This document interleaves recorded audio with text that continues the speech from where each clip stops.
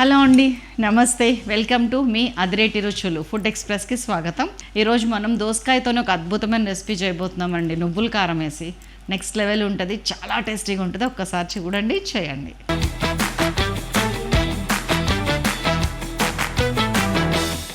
ముందు మంచిగా మనము ఈ జల్లి లాంటిది ఒకటి పెట్టుకోండి. మన స్ట్రైనర్ ఈ ఫ్రైస్ చేసుకోవడానికి బాగుంటుంది ఈ జల్లి. దీన్ని పొయ్యి మీద పెట్టేసి డైరెక్ట్ కాల్చుకుంటా ఈ దోసకాయలని దాని మీద పెట్టేసేయండి. దోసకాయలకి ఏంటంటే ముందు ఫోర్క్తోని హోల్స్ పెట్టడం మర్చిపోకండి.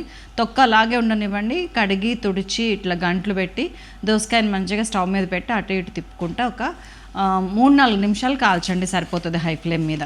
ఆ తర్వాత ఒక పాన్ తీసుకున్నాను, దాంట్లోకి ఒక 2 టేబుల్ స్పూన్స్ నువ్వులు వేసుకున్నాను. మంచిగా ఫ్రై చేసుకుంటా దానిలో ఒక 2 ఎండుమిరపకాయలు కూడా ఇట్లా ముక్కలు చేసేసేద్దాము. దీన్ని కూడా ఫ్రై చేసుకుంటా కొంచెం కరివేపాకు యాడ్ చేశాను. చలో అది కూడా ఫ్రై అయింది. సో కట్టేసే ముందు ఒక టీ స్పూన్ జీలకర్రను ఒక 10-12 వెల్లుల్లి రెబ్బలు వేసి కట్టేశాను. దీన్ని మనం మంచిగా గ్రైండ్ చేసుకొని వద్దాము. కచ్చపచ్చిగా అవ్వచ్చు, మెత్తగా గ్రైండ్ అయినా పర్వాలేదు. వేసుకున్న తర్వాత ఇప్పుడు అదే పాన్లో కొంచెం 2 టీ స్పూన్స్ ఆయిల్ వేసుకున్నాను అంతే. దీనిలోకి ఏంటంటే ఈ లోపు దోసకాయని పెద్ద పెద్ద ముక్కలు కట్ చేసుకుందాం. పాన్ వేడెక్కే లోపు పాన్లో ఆవాలు తాలింపేసేస్తున్నాను. 1/2 టీ స్పూన్ అంతే. ఒక ఆనియన్, మీడియం ఆనియన్ వేసాను.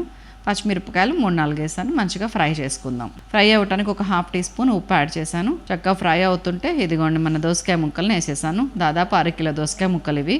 మంచిగా అటు ఇటు తిప్పి ఒక టీ స్పూన్ ఉప్పు వేసుకొని ఒక 1/2 టీ స్పూన్ పసుపు వేసుకొని బాగా కలిపి మూత పెట్టేశాను. సో దట్ మనకి ఆ ఉప్పు పసుపు అంతా పీల్చుకొని దోసకాయలో వాటర్ బయటకు వస్తున్నప్పుడు ఈలోపు హాట్ వాటర్ బాయిల్ చేశాను. ఒక 150 ml కర్రీలో యాడ్ చేశాను. చాలు, ఈ కన్సిస్టెన్సీ మనకు సరిపోద్ది. లాస్ట్కి కావాలంటే మళ్ళీ చూసుకుందాం. ఇప్పుడు మూత పెట్టేసి దోసకాయని 80% బాయిల్ అయ్యేదాకా వెయిట్ చేద్దాం. దాదాపు ఇట్ టేక్స్ 10-12 minutes అండి. ఆ 10-12 minutes మూత పెట్టి లో ఫ్లేమ్ మీద ఈ దోసకాయని ఉడకనివ్వండి. చలో 80% ఉడికింది. ఒకసారి గుచ్చి చూసుకుంటున్నాను చూడండి, చాలు.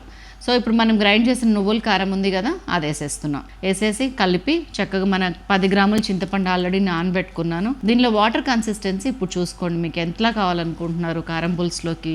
మరీ గ్రేవీ కావాలనుకుంటే కొంచెం వాటర్ వేసుకోవచ్చు, అంటు కావాలనుకుంటే వాటర్ తక్కువ వేసుకోండి. దీంట్లోకి ఒక 2 టీ స్పూన్స్ కారము, మీరు తిన్నంత కారం వేసుకోండి. కొద్దిగా ఒక 1/2 టీ స్పూన్ ధనియాల పొడి, ఒక 1/4 టీ స్పూన్ జీలకర్ర పొడి, ఈ 2 వేసి మంచిగా కలిపేసి వాటర్ కన్సిస్టెన్సీ మళ్ళీ చెక్ చేసుకోండి ఒకసారి. ఇప్పుడు ఆ మిగతా 20% ఈ మొత్తం అన్నిటితో కలిపి ఉడకనివ్వండి. 100% ఉడికిందా, చలో కట్టేస్తున్నాను.